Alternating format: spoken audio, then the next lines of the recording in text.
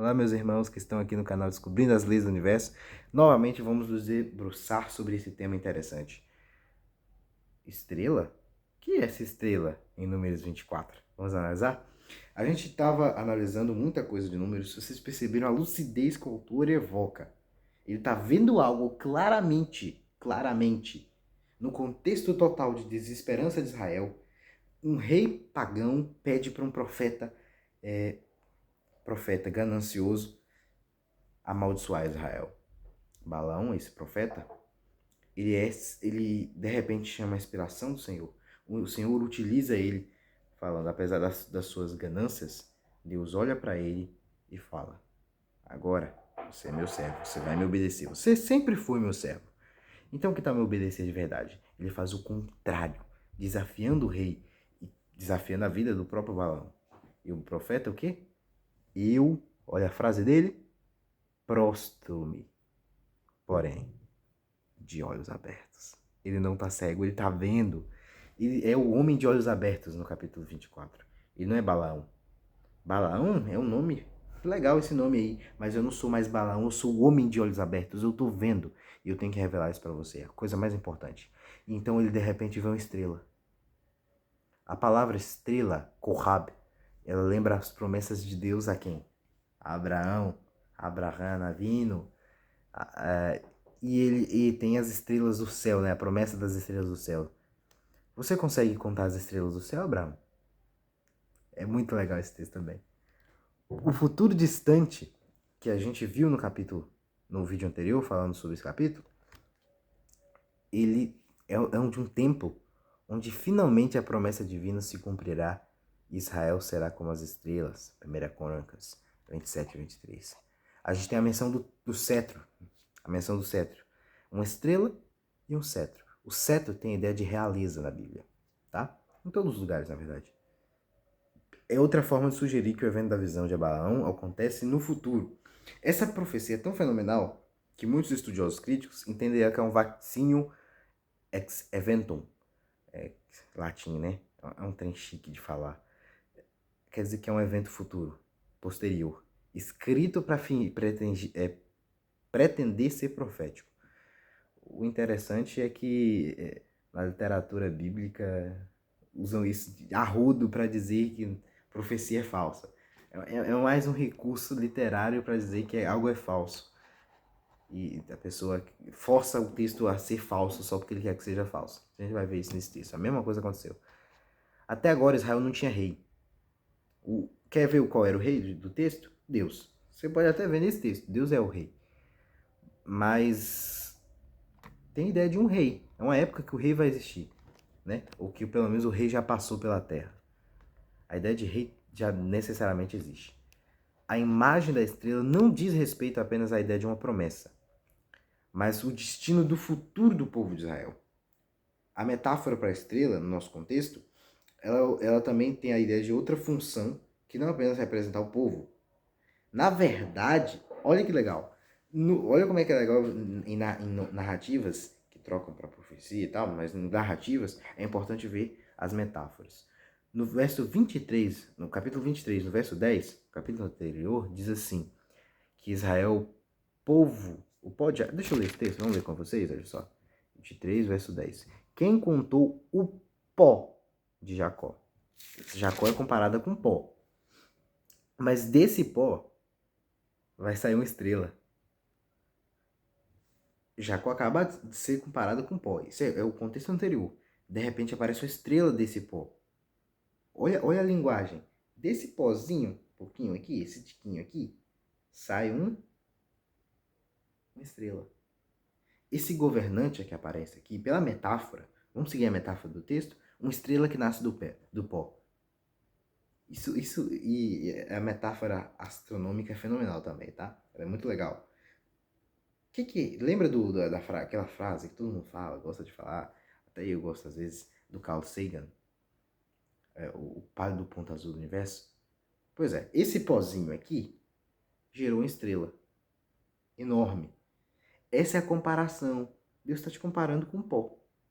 Desse pó saiu uma estrela. Isso é interessante, não é?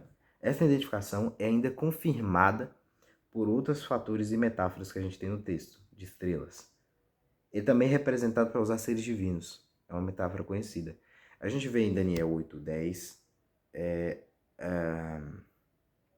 e poderes sobrenaturais também.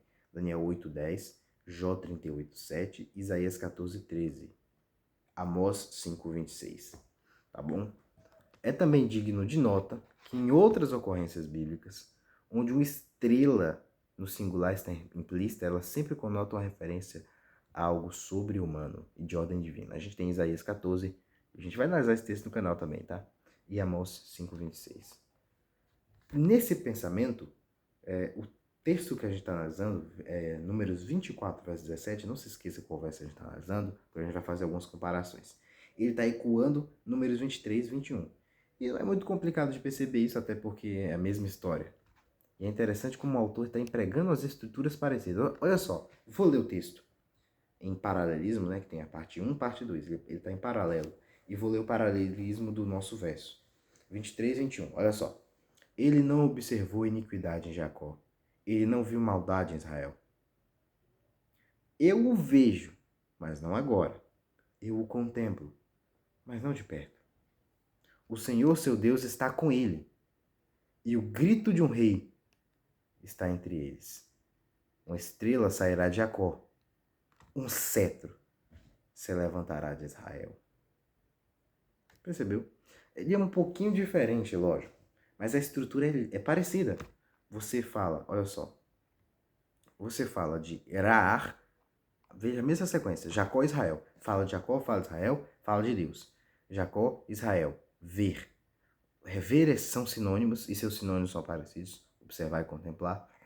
Nos mesmos lugares. A repetição de 2 vezes da negação no em conexão com esses verbos. Também em lugares correspondentes.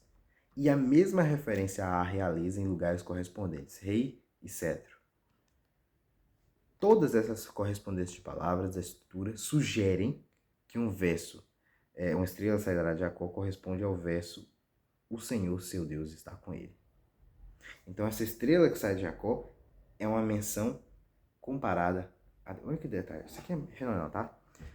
Observe também que a última frase, o grito de um rei, que está entre eles, também é paralela ao cetro.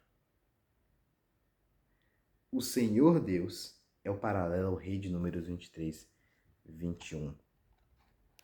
Na linguagem de Balaão, extremamente ousada, o futuro governante não é apenas um rei humano, vindo do pó de Jacó. Ele é também uma estrela cuja ligação especial com a ordem celeste e divina e manifestação da presença de Deus entre os humanos. Afinal, como é que uma estrela pode surgir do pó? E a comparação do verso 23, como é que pode isso acontecer? O Senhor Deus está com eles. Uma estrela sairá de Jacó. Percebeu um detalhe aqui muito interessante? Eles todos falam de um rei que vai estar junto deles. Um rei maior. Vamos analisar outros detalhes. Eu vou analisar essa parte de morte dos justos em um pouquinho de pressa, tá? Eu não quero demorar muito aqui, mas se eu precisar eu faço um vídeo só sobre isso, como sempre. É muita coisa para falar. O pó de Jacó. Em Números 23, 10, o tema do esmagamento e da vitória é conectado com a estrela de Jacó, em Números 24, 17. Na Bíblia, o motivo de pó, geralmente, isso aqui é interessante de perceber, ele é associado à morte. Porque tu és pó e ao pó tornarás. É sempre associado a essa frase. Em Números 23, 9 e 10, a gente tem o quê? Do altar, e aí não tem outra maneira, eu tenho que ler, porque é comparação, tá? Isso é o complicado. Olha como é que tá a descrição, é parecida também, que nem no verso, no que a gente viu anterior, né? Do alto das rochas eu vejo ele, e das colinas eu vejo ele. Eu vejo, mas não agora. Eu vejo, mas não de perto. Você percebeu? Olha só, A visão de Números 23 é parecida com o Números 24, ela está toda em paralelo. Isso é interessante perceber porque a Bíblia toda é cantada. Isso eu tenho até umas coisas a mais a falar disso no canal algum dia, talvez. A Bíblia toda é cantada. Como ela é cantada, esses paralelos são interessantes. Talvez isso é uma suposição minha, essa parte de Números 23 fosse cantada em paralelo com Números 24. Talvez. Talvez o povo daquela época tivesse algum entendimento acerca disso, né? Talvez posterior à morte de Moisés, onde a lei era lida oralmente para toda a nação, talvez eles lessem em paralelos. Pode ser, porque o texto é muito parecido. A comparação de Balaão ao ver a estrela de longe, não de perto, de longe, é a mesma comparação que ele fala. Do alto das rochas eu vejo ele. Eu vejo do alto. Eu vejo ele lá, ó. E das colinas eu vejo ele. Quem pode contar a poeira de Jacó? Ou numerar o quarto de Israel? Um quarto de Israel é um quarto, literalmente, matemática. Nem isso é possível contar. É uma análise poética, está dizendo que eles são numerados. Uma estrela sairá de Jacó. Um cetro se levantará de Israel. Jacó e Israel. Olha só a associação. Os dois têm falando Jacó e Israel. Deixe-me morrer a morte do justo, e deixe meu fim ser como o dele. E bater na testa de Moabe, e destruir os filhos do tumulto. Os ecos literais, as mesmas palavras, as mesmas formas gramaticais, elas são usadas. Elas de acordo, na mesma sequência, inclusive, a mesma sequência de palavras. Ra, Shu, as mesmas palavras. O nome Jacó, Israel, como eu já falei, todas elas apontam de maneira específica. É uma indicação clara que os textos estão se aludindo a si próprio. A e B apontam um para o outro. E devem, portanto, ser lidos juntos. Não tem como compreender um texto sem o outro. Se você perceber, os temas também são parecidos. Né? A gente tem, por exemplo, aqui, ó, morte e fim. Morte e fim. Olha só, vou parar aqui. A morte do justo. A morte do justo. A gente tem a ideia de morte e deixe meu fim ser como o dele. São relacionados com o esmagamento do inimigo. Além de comum, tem a ideia negativa, destruição. E a mesma ideia aparece onde? Gênesis 3,15. A identidade desse justo. Agora eu tenho a ideia do quem é o justo. Quem é esse justo que aparece? Deixe-me morrer a morte do justo. Olha que legal. E seja o meu fim como o dele. Embora o singular, às vezes na Bíblia hebraica, tenha a ideia de ser uma nação ou algo maior, nesse texto não é. Por quê? Regularmente, olha só. As mensagens de Jacó e de Israel, Balaão sistematicamente fala de Deus. Olha só. Também é um detalhe interessante, né? Voltando à parte do justo que eu acho que eu não falei. Independente de tudo aqui, a ideia de corporatividade que eu falei, ostensivamente, efetivamente, ele aqui é singular, tá? Ele é singular. E Abraão, tanto é assim que Balaão, ele fala como se ele fosse morrer a morte dele, né? E regularmente, interessante pensar que Jacó, agora voltando ao ponto que eu estava falando, a gente vê Jacó, Israel, depois Deus. Jacó, Israel, depois Deus. Jacó, Israel, depois Deus. Por exemplo, vem e amaldiçoa Jacó por mim, e vem e denuncie Israel. Como amaldiçoarei quem Deus não amaldiçoou? E como denunciarei que o Senhor não denunciou? Pois não há feitiçaria em Jacó. Ele também não viu maldade de Israel. O Senhor, seu Deus, está com ele. Quão lindas as suas tendas, ó Jacó, tuas habitações, ó Israel, como aloés plantado pelo Senhor, Adonai, de novo Deus. Deus tira do Egito. Esse padrão repetitivo tem uma ideia muito significativa no que diz respeito à identidade dos justos em Números 23:10, que tem a seguir a menção de Jacó e Israel. Olha só, quem pode contar o pó de Jacó? Ou numere o quarto de Israel? Deixe-me morrer a morte dos justos, e meu fim será como o dele, né? Como algumas traduções. Na verdade é justo, tá? Será que o justo a quem Balaão se refere tem também nesse versículo algo a ver com o próprio Senhor? Percebeu? A gente só está analisando o texto. Ele tem que ter alguma... Além da ideia de ele ser efetivamente Elihu, ter a ver com singular, especificamente, o próprio verso, no trecho seguinte, ele tem a ideia de dele, e não deles. E apesar de ser um pouquinho complexo, essa questão gramatical nunca é muito bate martelo, a gente ainda tem a questão poética para nos ajudar. O texto ele repete Jacó Israel, Deus, Jacó Israel Deus, Jacó Israel Deus. De repente a morte do justo não é Deus no meio. Será que esse justo aqui não seria Deus? Tem a ver com Deus? A visão profética descreve essa figura divina lutando contra o inimigo cósmico. Ele esmagará as testas de Moab, os crânios de todos os filhos de Sete. E aí tem um detalhe, o que é esse Sete também?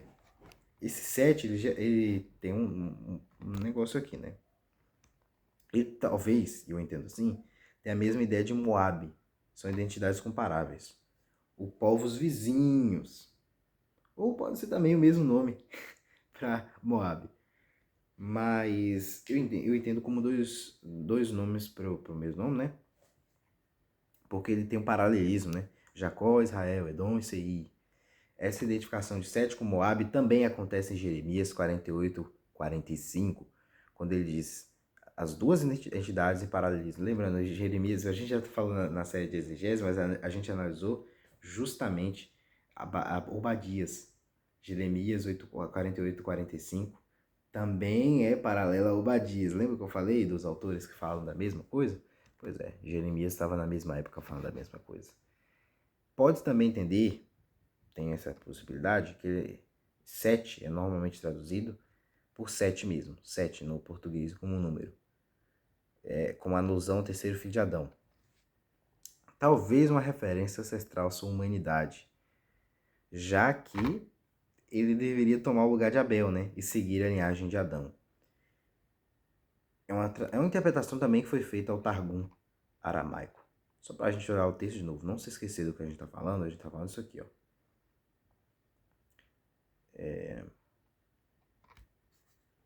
Assim, ele esmagará as testas de Moabe, os crânios de todos os filhos de Sete. Olha que interessante isso aqui. De qualquer forma, qual a interpretação vai seguir? Eu vou seguir mais o paralelismo, tá? É mais correto, na minha opinião. Talvez eu mude de ideia, sinceramente. Não muda muita coisa no final. Além da situação local, 7 nações são contadas: Moabe, Edom, Amaleque, os queneus, Assur, Chipre e Eber. O número 7, que também é um número dos oráculos, pode ser que seja um artifício retórico para a gente entender a ideia de totalidade. Acontece muito em profecia apocalíptica, né? Pode ser um artifício aqui também. Eu vou seguir na minha ideia de... Pode ser até que seja ambíguo de propósito. Eu tenho a impressão que possa ser ambíguo de propósito, para aludir Gênesis 3:15. 3:15 que eu acabei de falar. Aludir não Gênesis 3:15, mas o 4:1. Porque o 4:1 também tem ligação com o Gênesis 3:15. Olha só como é que os textos se interligam. A ideia no final é o confronto do mesmo lutador que tem alcance universal e abrange todas as nações. Quem é o lutador? O Goim, do capítulo 24, no verso 20, diz assim: Amaleque é o primeiro das nações, porém o seu fim será destruição. Tá? A associação de Edom e Amaleque é particularmente importante, tá? Moab está associado a Edom e Amaleque pode ser uma figura dominante de nações amaldiçoadas. Ele é chamado de o primeiro entre as nações. É você primeiro que eu destruirei. E é mencionado 2 vezes no verso 20. Amaleque é registrado como um dos netos de Esaú. Lembra de Esaú? Cara, Obadias. A gente vai falar de Obadias Num próximo vídeo, eu não quero delongar muito nesse segundo vídeo, vamos falar disso a posterior. Só vou terminar isso aqui, tá bom? A história amalequita termina como começa, na terra de Edom. 1 Crônicas 4:43. A referência de Amaleque nesse texto, como muito raramente a gente encontra posteriormente na Bíblia, também pode ser uma pista que sugere a antiguidade desse texto. O que excluiria exatamente o que eu falei, o vaccinium ex eventum, uma profecia fora o posterior ao evento, tá bom? E eu discordo completamente, eu entendo que o texto é antigo. É um texto antigo, até porque o autor é antigo, é de uma era anterior. O próprio fato de Moabe, o atual inimigo de Israel, estar associado a Edom e Malaque, confirma o significado particular desse conflito. Esaú, que foi identificado como Edom, foi o primeiro inimigo de Jacó /Israel, e Amaleque foi o primeiro a atracar Israel. Esses primeiros eventos serão retidos para sempre no passado de Israel, tá bom? Então, vamos parar a nossa análise por aqui. A gente ainda tem mais coisas para falar desse texto. E agora, basicamente, só vou conferir aqui minhas anotações. Basicamente, agora, só analisando a Bíblia hebraica, tá? Só analisando a Bíblia hebraica. A gente vai ter que fazer uma análise específica de todos os textos da Bíblia hebraica, mas é muito texto sozinho, tá? Eu não vou mentir. É muito texto para analisar. Tem muito texto que alude a isso. É muito. Eu vou rodando aqui. Olha, não acaba nunca. É muito texto que alude a esse texto. Então vamos fechar aqui bem bonito. Eu só vou encerrar esse vídeo. Eu vou lançar um próximo que a gente fala dos textos da Bíblia hebraica. E a gente vai ter um interlúdio falando com o Daniel. O Daniel vai voltar a fazer vídeo conjunto com a gente, tá bom? Tem outro vídeo que vai estar para sair aqui na data desse vídeo. Aí, se vocês quiserem arrumar uma cronologia na cabeça de vocês de quando sai cada vídeo, é uma dica, tá? Esse vídeo de Daniel, que eu vou falar com o Daniel, ele aconteceu antes do vídeo sair, tá? Só vamos iniciar aqui as conclusões que a gente teve até agora. Esse texto é claramente futuro. É claramente futuro. Ele tem a ideia messiânica muito clara. A gente vai ver nas comparações com os textos, talvez a posteriori, porque muita coisa, acho que não vou nem fazer essa análise hoje. Ele tem a ideia de grandeza. Esse rei, esse cetro que aparece, ele é muito maior do que Jacó. Olha só, a estrela procederá de Jacó, que Jacó é pó. Jacó é pó. Comparando os textos paralelos, analisando a metáfora que Jacó foi comparado a pó, o pó de Jacó nasce uma estrela. Ele é grande. A gente vai ver essa comparação com outros textos que reforçam essa ideia, para não ficar só na nossa elucubração pessoal. Além disso, ele submeterá todas as outras nações e vai esmagar todos os inimigos de Israel. E a única maneira de garantir paz para sempre é universal. É universal o domínio dele. Mas isso a gente só vai perceber. Esses detalhes, tem uns detalhes aqui que eu não quero jogar agora não, tá? Que vai mais para frente. Além disso, tem a ideia da morte dos justos, ok? Então, vamos fazer o seguinte, vamos encerrar por agora, e a gente tem muita mais coisa para falar. A estrela, a gente já falou, e agora a pergunta, como a Bíblia e como a tradição interpreta esse texto? Muito legal essa ideia da estrela, né? É isso que eu tenho para dizer. Shalom, Relevo e Traolho.